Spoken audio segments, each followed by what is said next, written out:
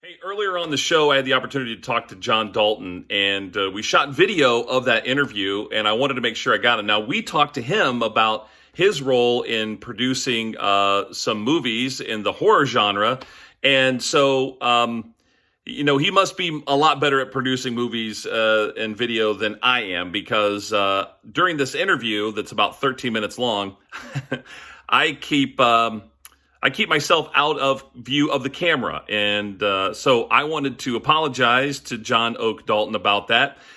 He's got a great premiere coming up for his latest effort called Scarecrow County. And you're going to see the interview, but I thought I better intro it because you're not going to see me the rest of the time. So, John, sorry about that, but it is exciting to hear about what you're doing in the community, and I appreciate all the stuff that you're doing on this side hustle career that you've got. So, thanks again, and we'll do better next time.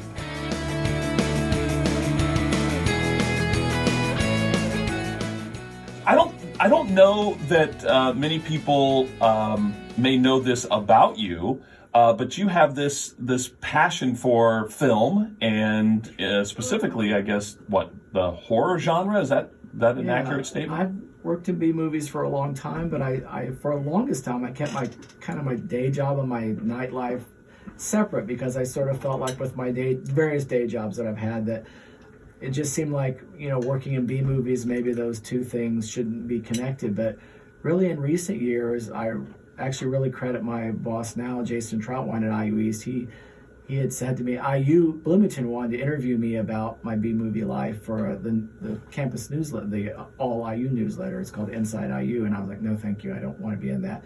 He said, I don't understand why you don't want people to know about this. And I'm like, well, I just feel like those two things should be separate. And he said, I don't think anyone really is concerned about that. And that was really the first time when I really started to tell people, yeah, I have two lives. I've had a pretty active B-movie life where I sold my first screenplay back in 1999 to the direct-to-video market, and I've sold about 40 horror screenplays in the 20 years probably since, and about 15 of those you can, have been on television or been at theaters or been streaming or been found in dollar bins across America.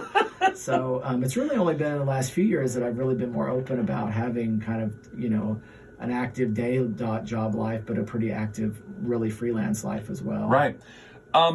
So how did this interest come in? And we're going to talk about Scarecrow County, which is a film coming up that's going to be premiered locally at Morrison Reeves. But how did you get interested in this? I've always been interested in writing. I won some high school playwriting contests growing up there in Muncie, and I actually, when I went to college at Ball State University, I won a David Letterman scholarship. I was the first person to win one with a screenplay back in the 80s, and so I've just always had an interest in it. I think how I actually broke in is I've always, Phil, because you and I worked together for a long time in television. Sure. At WCTV, where I worked before working in marketing at IU East. And then I worked a long time in Muncie. I worked about 20 years in television. And I was involved in some film projects, but I didn't think that there was really a future in it in Indiana to work on a lot of films. So I asked people kind of in lieu of payment to help me shop some screenplays. And I worked on a film called Forgive Me, Father, which was about, one of those typical stories where a priest, a guy's a hitman and gets sad, and so he becomes a priest, and then he has to get revenge and be a hitman again. Your typical type story. It was by a guy named Ivan Rogers, who was a pretty well-known. We could do a whole thing just about his life someday, but he was a pretty well-known B-movie filmmaker in the '90s. He's passed away since then, but he kind of gave me my first break, and at that time, when I broke in the late 90s, was that huge boom in the direct-to-DVD market. Sure. So I was kind of in the right place at the right time. And I sold several screenplays, and then it just sort of took off from there. So I didn't really intend to. Matter of fact, the first one I sold was more of an action movie, and what I'd worked on, what I'd edited was an action movie. But the horror movie genre has always been open to new people and new ideas. It's a very loyal fan base when you get to know the people. and they'll stick with you through thick and thin. Yeah. And so it's sort of played out that way over the years. Yep. John Dalton here, or should I say John Oak Dalton? I'll go either way. I know, but I mean, there's a difference, right? I mean, this is kind of your, not a stage name, that's not right, but it's your writer's name. Yeah, it's my full name. Yeah. And actually, the truth is, when I worked in Muncie, I just went by John Dalton, and when I came to Richmond in 2005, I started going by John Oak Dalton, which I'd already established that as my screenwriting name. Yeah. But my screenwriting life, I felt like I could take more chances and be a little more forward and more audacious. And when I came to Richmond in 2005 to take over WCTV, I wanted to be that persona. Right, sure. I wanted to take more risks and so I started using that when I came down here. So yeah, I go by that more now. Yeah, for sure. All right. Well, we'll make sure that we have the proper introduction. John Oak Dalton joining us here. Now, there is a movie premiere at Morrison Reeves Library for Scarecrow County. And that is your latest effort. So tell us about this production. Yeah, so it's interesting because in about, I had mentioned I've sold a ton of screenplays over the year, and probably a third of them have been made into movies, which is a pretty good batting average. Sure. It's about 300. But come about maybe 2017 or so, I'd gone a long time and not been hired to do anything or anything I wanted to do. And so I was like, well, forget this. I'm just going to make my own movie. I'm going to write my own movie, make it myself, shoot it at my own house, and just forget what everybody says. I'm going out on my own. There you go. And I made a movie called The Girl in the Crawl Space, which I did not think anyone would ever want, and that I would just sell off of like folding card tables at, Sure. at conventions and things like that. And I was as shocked as anybody when in January of 19, ITN Distribution, which is a pretty big international distribution company, bought the international rights, streaming and physical media for the movie, and it dropped on Amazon I think 2 weeks ago.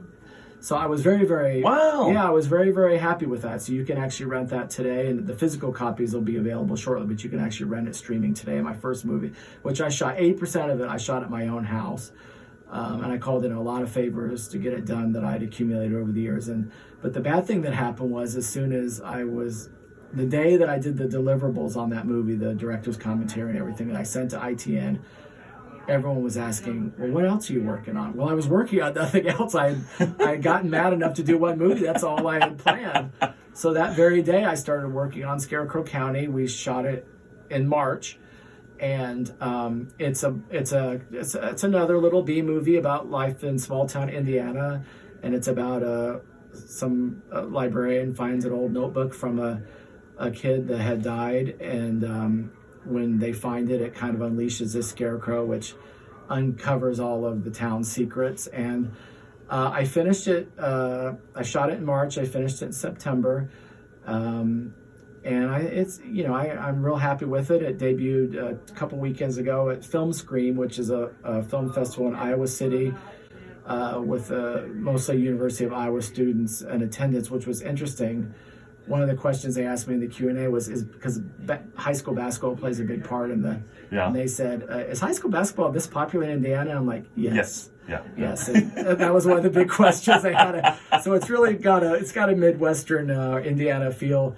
Actually, even more funny, I said, you guys remember Steve Alford when he was coach of University of Iowa, and some kid yelled, yes, we hate Steve Alford. Yeah, wow. And I said, well, when he got married, they had which is about 10 miles from where I live, they had a parade for him through town. In Newcastle, they had a parade for him. They were like, what? And I was like, yes, that's how popular. Right. So I screened it there. This is actually the only free screening that I'm doing for it. Next weekend, it's playing at the Inglewood Cinema as part of a Cult Cinema Dayton event. So it's playing at the Inglewood next Saturday, if you don't see it this Friday. But I did want to do a screening there. I'm doing a Q&A. I mean, when I came to Richmond in 2005, the two things I asked people was, where are the good restaurants and where's the public library? And I've been a big fan and supporter of Morrison Reeves all these years, and I wanted to do something for them. So I hope people come out. When is it? It's Friday at 5:45. Okay. There at the library. I'm going to screen the movie, and I'm going to do a Q&A. So I want to make it more of a educational event, not just a movie screening. I think it's going to be pretty low key. It's not a big movie venue. So it's going to be a pretty low-key event, but I want to do something to support Morris Reeves. And I'm hoping some of the local people that were involved in it from here in Richmond will get a chance to see it.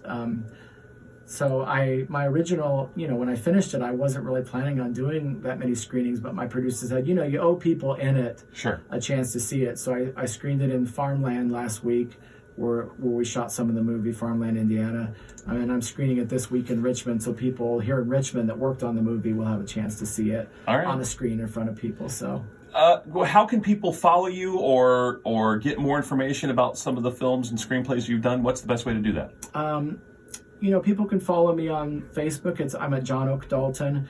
Twitter the same way, Instagram the same way. Okay. And I do mostly talk about my movie life on there, and that is a good way to find. Right. And I will tell you one more thing, Phil, that just happened last night, late last night, is the company that bought my first movie, ITN Distribution, they wanted a first look on whatever I was doing next. So I made the second movie very quickly, and just last night they purchased the rights to it. So yeah, so this is the first time anyone's hearing this, because I just found out last night. But Scarecrow County is going to be coming out with the same kind of distribution. It'll be coming out streaming in physical media, hopefully early in 2020, and people will be able to see it. I had this weird feeling a couple years ago where I went to the old family video over on East Main Street, and 4 movies that I had written for other people were actually in family video in Richmond all at the same time. Oh, wow. It was a very strange feeling, so I'm hoping to repeat that feeling and see 2 movies that I directed in the family video, the other family video here in Richmond. That's what I'm hoping. Or that people will be able to get it in Richmond next year. I had this very strange feeling when it dropped on Amazon 2 weeks ago, and I went into my living room and clicked it on Amazon, and I actually saw my movie from my own living room that I shot in my living room on Amazon. So I'm hoping to repeat that with Scarecrow County. That's just a weird thing. It's a Twilight Zone thing. John Oak Dalton, all the best. And again, the free screening is coming up 5:45 at Morris Reeves Library for Scarecrow County. All the best to you when you get pressured to do another movie. Let's kill a radio DJ. There you shoot go. the whole thing in here. This would be a nice location. Actually, nice in here. Yeah, we got a big field for people to run screaming to, and we'll have some fun. How about that? That sounds like a plan. All right, thanks. All the best. Thank you.